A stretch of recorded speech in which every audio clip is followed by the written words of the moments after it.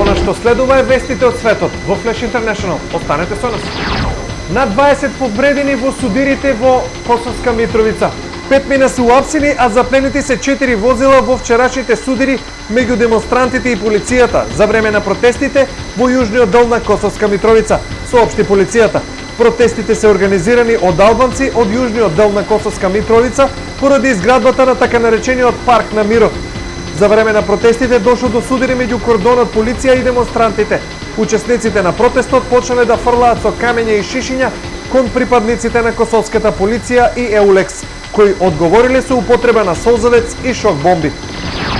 Најмалку 23 затвореници загинаа во напад на сунитите во Ирак.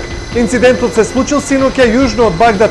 Меѓу убиените во нападот врз полициски возила се и 7 напаѓачи, соопшти полицијата. Нападот врз конвојот се случил откако најмалку 44 затвореници се убиени во Бакуба во напад врз затвор. Од почетокот на офанзивата на сунитските екстремисти во Ирак на 9 јуни освоени се големи делови од 5 различни ирачки провинции. Порошенко ја повика Меркел во смирување на ситуацијата во Украина. Вклучувањето на Меркел и други светски лидери е особено важно за смирување на судирите во источна Украина, се истакнува во соопштението по вчерашниот телефонски разговор на украинскиот претседател со Меркел. И од Русија стасуваат повици да се зачува примирието. Порошенко во петокот прогласи 7-дневен прекин на огнот и објави мировен план кој нуди диалог со проруските бунтовници кои не извршиле убиства, но предупреди и на план Б доколку предлогот за примирје не даде резултат. Тројца новинари на Ал Джезаира осудени на 7 години затвор. Судот во Кајро денеска осуди тројца новинари на катарската телевизија Ал Джезаира на 7 години затвор. Питер Грест, Мохамед Фахми и Бахер Мохамед беа прогласени за виновни за подршка на сега забранетата исламистичка организација Муслиманско братство.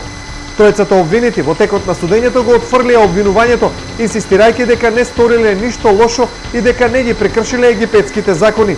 Нивното апсење, а потоа и судење, предизвика негодување меѓу либералните кругови во Египет и бранување во меѓународната новинарска јавност.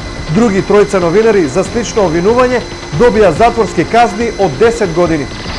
Романија за 10 години ќе остане без лекари специјалисти. Романија се соочува со опасноста за 10 години да нема лекари специјалисти од областа на борбата со ракот.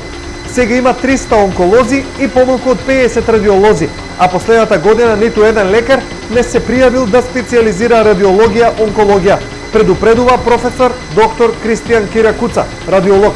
Тој истакнува дека теоретски секој романски граѓанин има пристап до лекување, но проблемот е колку специјалисти има. Според моите податоци во Романија со 20 милиони население има 300 онколози. Во 2008 година имаше 100 радиолози, а денеска се под 50, посочува Кири Куца.